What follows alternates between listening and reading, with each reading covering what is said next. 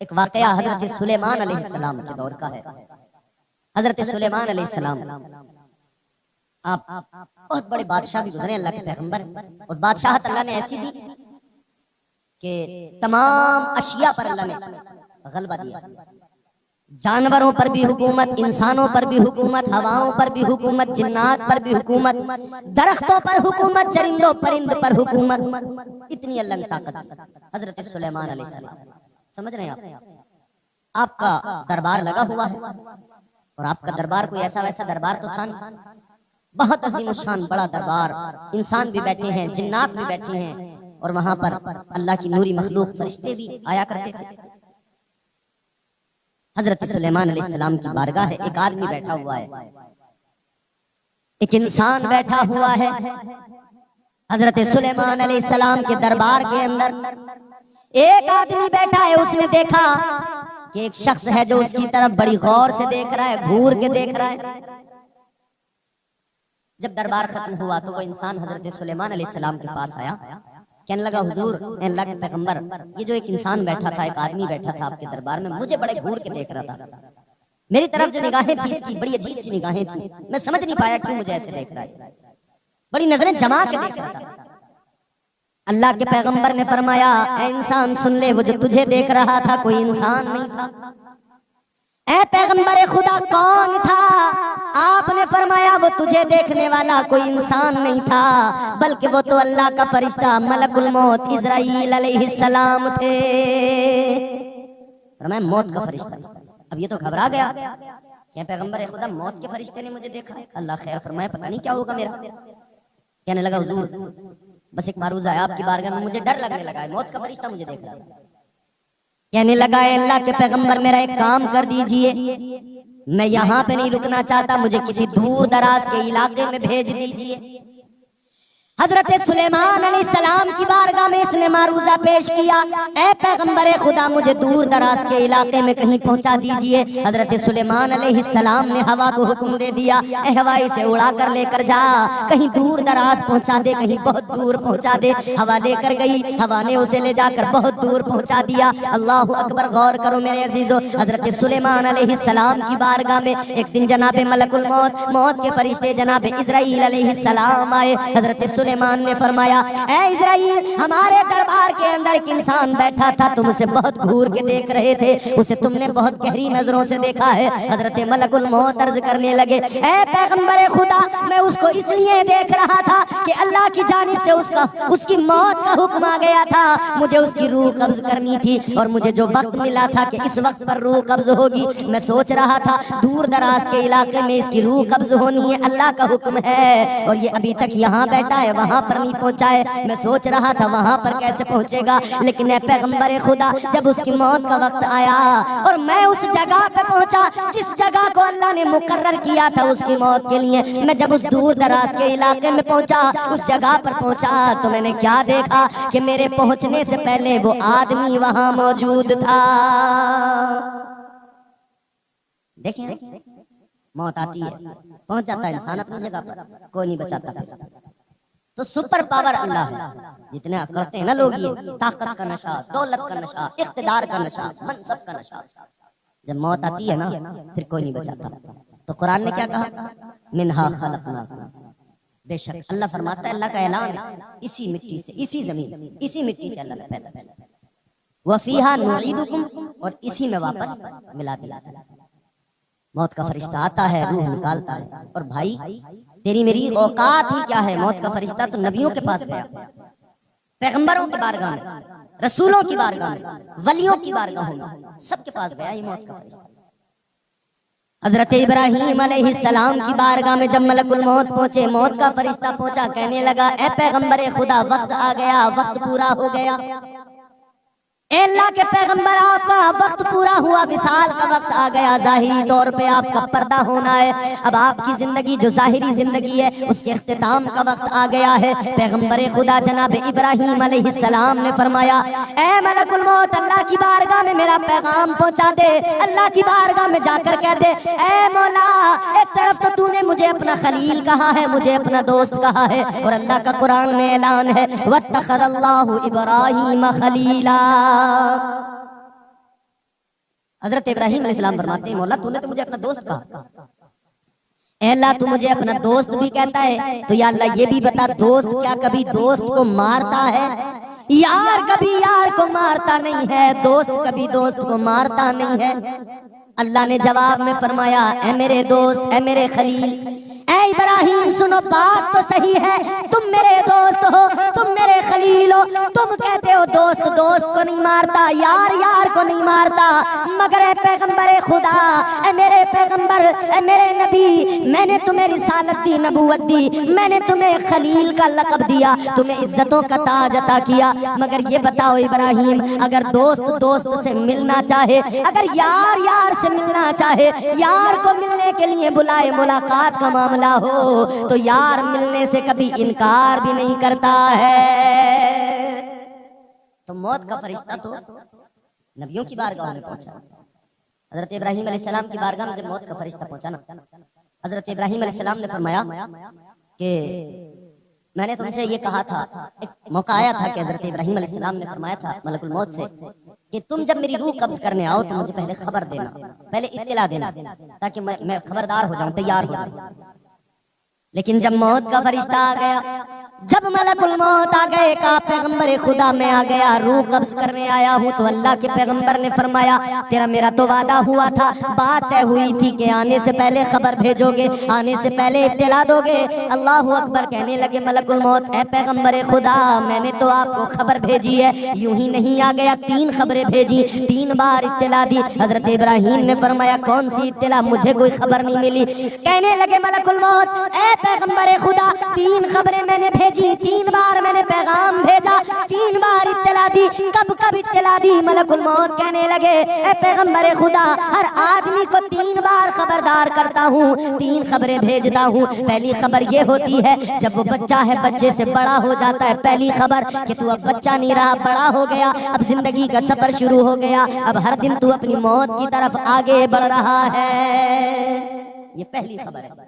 دوسری خبر فرمایا دوسری خبر یہ دیتا ہوں، دوسری خبر یہ ملتی ہے، دوسری بار اطلاع دی جاتی ہے سارے کالے بال سفید ہو جاتے ہیں، خبردار کیا جاتا ہے، اطلاع دی جاتی ہے ہوشیار ہو جاؤ، خبردار ہو جاؤ، سارے کالے بال اب سفید ہو گئے، اب سیاہی چلی گئی، سفیدی آ گئی، اب جان لو ہر دن تم موت کے قریب جا رہے ہو۔ کہتے ہیں یہ دوسری خبر ہے، یار انسان کو ملتی ہے خبر۔ ہمارے یہاں لوگ جب سفیدی آتی ہے نا تو ہم نے تو اکثر لوگوں کو، بعض لوگوں کو یہ دیکھا ہے کہ وہ بجائے سدھرنے کے اور بگڑنے لگتے ہیں۔ سفیدی آ رہی ہے اور زیادہ بگڑنے لگے لوگ۔ پہلے اگر چغلی کم کرتا تھا سفیدی آنے کے بعد زیادہ کرنے لگا، غیبت کم کرتا تھا سفیدی آنے کے بعد زیادہ کرنے لگا، ایسے لوگ دیکھے گئے۔ اور وہ کسی نے بڑی اچھی بات کہی ہے سوداگر مگر طرز خریداری نہیں آئی، ہے سوداگر مگر طرز خریداری نہیں آئی، سفیدی آ گئی لیکن سمجھداری نہیں آئی۔ مطلب بڑھاپا آ گیا مگر سمجھداری نہیں آئی، بلکہ سمجھ عقل ایسا لگتا ہے کہ اور زیادہ زائل ہونے لگی۔ تو لوگ مطلب عجیب حرکتیں کریں۔ ابھی تو سوشل میڈیا کا دور ہے، ہم دیکھ رہے ہیں کئی لوگ بال سفید ہیں، داڑھی بھی سفید ہے، سر کے بال سفید ہیں، بڑھاپا ہے، مگر بجائے اللہ اللہ کرنے کے ناچ رہا ہے بڑھا، بجائے اللہ اللہ کرنے کے ناچ گانے میں لگے۔ عجیب بات، عقل ماری گئی، ایک دوسرے کی غیبتیں کر رہے ہیں، اپنے اماموں کی غیبتیں کر رہے ہیں۔ تو یہ حالات ہیں ہمارے معاشرے کے، بھائی اپنے آپ کو بدلنے کی ضرورت ہے۔ موت کا فرشتہ اللہ کے نبی جناب ابراہیم علیہ السلام کی بارگاہ میں عرض کرنے لگا اے پیغمبر خدا دوسرا موقع، دوسری بار خبردار کیا جاتا ہے، اطلاع دی جاتی ہے، سارے کالے بال سفید ہو گئے مکمل، اب موت کا وقت قریب آ رہا ہے، اللہ کا خوف دل میں پیدا کر لو، ڈر جاؤ اللہ سے، اب تو موت کو یاد کر لو، اب تو اپنی موت کا خوف دل میں رکھو۔ کہا تیسری بار کون سی خبر دی؟ کہا تیسری خبر یہ ہے جوانی چلی گئی، بڑھاپا آ گیا، جوانی میں طاقت طاقت تھی، طاقت کے زوم میں ٹہلا کرتا تھا، طاقت کے زوم میں کبھی کسی کو کچھ نہیں سمجھا۔ جوانی میں طاقت تھی، جسم میں توانائی تھی، اپنی طاقت پہ اتراتا تھا، اپنی طاقت پہ گھمنڈ کیا کرتا تھا، مگر اب بڑھاپا آ گیا، جوانی چلی گئی۔ اب تک تو جوانی میں کمر سیدھی تھی، مگر جب بڑھاپا آیا کمر جھک گئی۔ اب جوانی میں جو طاقت تھی وہ طاقت نہ رہی، پہلے دوڑتا تھا اب چلا نہیں جاتا ہے، اب تو لاٹھی کا سہارا لے کے چلتا ہے، بیساکھی کا سہارا لے کے چلتا ہے۔ یہ تیسری مرتبہ اطلاع دی جاتی ہے، خبردار کیا جاتا ہے کہ خبردار ہو جاؤ، اب تمہاری موت کا وقت آ گیا ہے۔ جوانی چلی گئی، بڑھاپا آ گیا، مگر یہاں تو بوڑھے ہم نے دیکھے گالیاں دے رہے ہیں، تن گالیاں دے رہے ہیں بڑھاپے، خوب طبیعت سے گالیاں اور ناچنا گانا فحاشی میں بوڑھے لگے ہوئے۔ تو جب یہ بوڑھوں کے حالات ہوں گے تو ان کے گھروں میں ان کے جوان بیٹوں کا کیا عالم ہوگا، وہ کیسے صحیح راستے پر آئیں گے؟ خیر اللہ معاف فرمائے۔ تو موت کا فرشتہ پہنچتا ہے اور خبر اللہ کی جانب سے ہر انسان کو ملتی ہے، دی جاتی ہے، خبر اطلاع دی جاتی ہے۔ موت کو بندے کو یاد رکھنا چاہیے کہ مرنا ہے، ہمیشہ بندہ یاد رکھے۔ ام المومنین حضرت عائشہ صدیقہ رضی اللہ تعالی عنہا، میرے نبی کی پیاری بیوی، میرے مصطفیٰ کی پیاری زوجہ، امت کی ماں، ام المومنین جناب حضرت عائشہ صدیقہ، صدیق کی بیٹی صدیقہ رضی اللہ تعالی عنہا آقا کی بارگاہ میں عرض کرنے لگی، یا رسول اللہ ایک سوال ہے آقا، ایک بات معلوم کرنا ہے۔ میرے آقا نے فرمایا بولو عائشہ۔ کہنے لگی یا رسول اللہ آپ کی امت میں کیا کوئی ایسا آدمی بھی ہے، کیا کوئی ایسا شخص بھی ہے جو کبھی میدان جنگ میں نہیں گیا، کبھی جہاد میں نہیں گیا، تلوار کی زد میں نہیں آیا، میدان جنگ میں شہید نہیں ہوا، میدان جہاد میں اسلام کے لیے لڑتے ہوئے شہید نہیں ہوا؟ ایسا آدمی کہ میدان جہاد میں اسلام کے لیے لڑتے ہوئے شہید تو نہیں ہوا مگر اللہ اسے مرتبہ شہادت کا عطا فرمائے۔ یا رسول اللہ کوئی شخص ایسا ہے میدان جہاد میں شہید تو نہیں ہوا، دشمن سے لڑتے ہوئے اسلام کی خاطر، مگر پھر بھی اللہ اسے مرتبہ شہادت کا عطا کرے؟ حضور نے فرمایا ہاں عائشہ میری امت میں ایسے لوگ بھی ہیں۔ یا رسول اللہ کون ہیں وہ لوگ؟ اب حضور کا فرمان سنو، خدا کی قسم دل دھڑک جائے گا، تڑپ جاؤ گے آپ۔ میرے آقا نے فرمایا، والی کونین نے فرمایا، مدینے کے سلطان نے فرمایا کہ اے عائشہ سنو، میری امت میں ایسے لوگ بھی موجود ہیں میدان جہاد میں اسلام کے لیے لڑتے ہوئے وہ شہید نہیں ہوئے مگر کل میدان محشر میں اللہ انہیں مرتبہ شہادت کا عطا کرے گا، شہیدوں کے زمرے میں کھڑے ہوں گے، شہیدوں کے ساتھ میں کھڑے ہوں گے۔ کون ہوں گے یا رسول اللہ؟ میرے آقا نے فرمایا وہ انسان، وہ شخص میرا، وہ امتی جو روزانہ دن میں 3 مرتبہ اپنی موت کو یاد کرتا ہے، اللہ اسے مرتبہ شہیدوں کا عطا فرماتا ہے۔ تو میرے بھائی موت کو یاد رکھیں، حضور فرماتے جو دن میں 3 مرتبہ اپنی موت کو یاد کرے اسے مرتبہ شہیدوں کا ملتا ہے۔ ملک الموت جاتے ہیں، حضرت ابراہیم کی بارگاہ میں گئے، پھر یہی ملک الموت ہے حضرت موسیٰ علیہ السلام کی بارگاہ میں گئے، اور حضرت موسیٰ علیہ السلام کی بارگاہ میں جب گئے بڑی لطیف بات ہے، توجہ کے ساتھ۔ حضرت موسیٰ علیہ السلام جلیل القدر پیغمبر اللہ کے، کیا شان ہے جناب موسیٰ علیہ السلام کی، اللہ اکبر۔ کتنی روایتیں، کتنے واقعات ہم سنتے ہیں، قرآن میں ذکر موجود ہے حضرت موسیٰ علیہ السلام کے واقعات۔ اللہ نے کیا شان دی، ایک لاٹھی ہاتھ میں ہے، سامنے سے جادوگروں نے سانپ چھوڑے ہیں، ادھر سے موسیٰ علیہ السلام کو حکم ہوا لاٹھی کو زمین پر چھوڑو، آپ نے لاٹھی کو زمین پر چھوڑا، وہ لاٹھی اژدہا بنی، وہ اژدہا بنا اور اس نے سارے سانپوں کو نگل لیا، بعد میں پھر وہ لاٹھی بن گئی۔ یہ معجزہ اللہ نے عطا فرمایا۔ فرعون کے مقابلے میں اللہ نے کسے بھیجا؟ موسیٰ علیہ السلام کو بھیجا۔ تو آج بھی جو فرعون ہمارے درمیان ہے نا، فرعون وقت، ان کے لیے بھی یقیناً خدا نے اس دور کے اندر بھی کوئی نہ کوئی ایسا تو بھیجا ہوگا جو ان فرعونوں کا خاتمہ کرے گا۔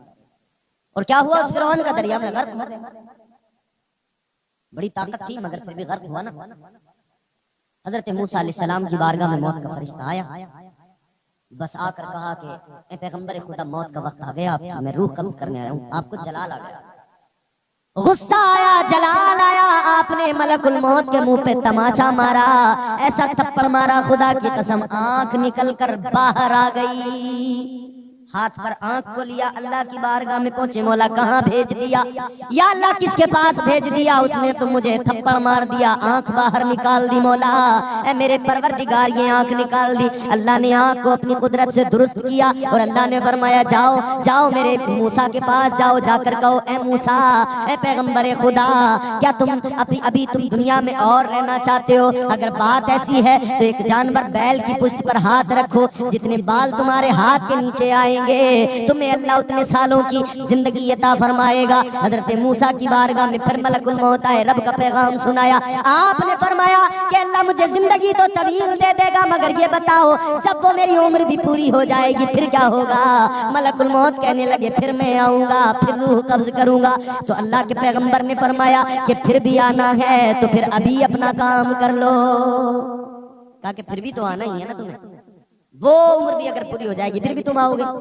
تو کہا پھر اب دیری کیا کرنا، پھر بھی آنا ہی ہے تو ابھی اپنا کام کرو۔ سب کے پاس حضرت نوح علیہ السلام، اللہ اکبر، حضرت نوح علیہ السلام کی عمر کے بارے میں فرمایا گیا کہ تقریباً 918 سال آپ نے تبلیغ کی ہے، 918 سال تبلیغ۔ تو اب عمر کا اندازہ کریں آپ کے حضرت نوح علیہ السلام کی عمر کتنی رہی ہوگی، کتنی عمر؟ حضرت نوح علیہ السلام کو اتنی طویل عمر ملی مگر ان کے پاس بھی ملک الموت پہنچے۔ تو آپ نے فرمایا کہ اتنی جلدی آ گئے؟ کہ حضور جلدی کہاں آیا، اتنی طویل عمر اللہ نے آپ کو دی ہے۔ حضرت نوح علیہ السلام فرماتے ہیں کہ یہ عمر جو میری گزری ہے نا، فرماتے ہیں کہ یہ مجھے ایسا لگا کہ میں کسی ایک دروازے سے اندر گیا اور دوسرے دروازے سے باہر نکل گیا۔ کسی گھر کے ایک دروازے سے گھسو اندر اور دوسرے سے باہر نکل گیا، جب کتنا وقت لگتا ہے؟ فرماتے ہیں مجھے یہ ساری زندگی کی عمر ایسے لگی کہ ایک دروازے سے میں اندر گیا ہوں اور دوسرے سے نکل کر باہر آ رہا۔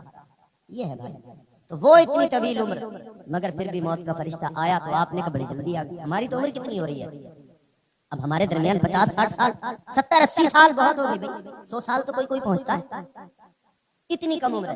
حضرت نوح علیہ السلام کی بارگاہ میں خاتون ایک ضعیفہ آئی تھی، آ کر کہنے لگی ہے پیغمبر خدا ایک معروضہ لے کے آئی ہوں، میرے لیے ذرا دعا کر دو۔ آپ نے فرمایا کیا بات ہے؟ وہ ضعیفہ وہ خاتون کہنے لگی ہے پیغمبر خدا ذرا دعا کر دو، میرے بچوں کی عمر بڑی کم ہوتی ہے، اللہ بیٹے تو دیتا ہے عمر کم ہوتی ہے، جلدی مر جاتے ہیں، ذرا دعا کرو اللہ مجھے اولاد دے تو ان کی عمریں بھی لمبی کر دے۔ حضرت نوح علیہ السلام نے فرمایا اے خاتون بتا تیرے بچوں کی عمریں کتنی ہوتی ہیں؟ کہنے لگی اے پیغمبر خدا کوئی میرا بچہ 100 سال میں مر جاتا ہے، کوئی 200 سال میں مر جاتا ہے، اتنی کم عمریں ملتی ہیں۔ آج ہماری عمر کتنی ہو رہی ہے؟ 50 60 70 80، وہ 100-200 سال کی عمر کو کہہ رہی ہے پیغمبر خدا بڑی کم عمر ہوتی ہے۔ دعا کر دو اللہ کی بارگاہ میں اللہ میرے بچوں کی عمریں طویل کر دے، اولاد دے تو عمریں بھی لمبی دے۔ حضرت نوح علیہ السلام نے سنا، مسکرائے، آپ فرمانے لگے 100-200 سال کی عمروں پر تو کہہ رہی ہے کم عمر اللہ دیتا ہے، مگر سن لے ایک زمانہ ایسا آئے گا، ایک ایسی امت دنیا میں آئے گی ان کی عمریں بڑی مختصر ہوں گی۔ کہنے لگی کتنی ہوں گی؟ آپ نے فرمایا 50 60 70 80 100 یا بہت مشکل سے کوئی 100 کے پار جائے گا، اتنی عمریں ہوں گی۔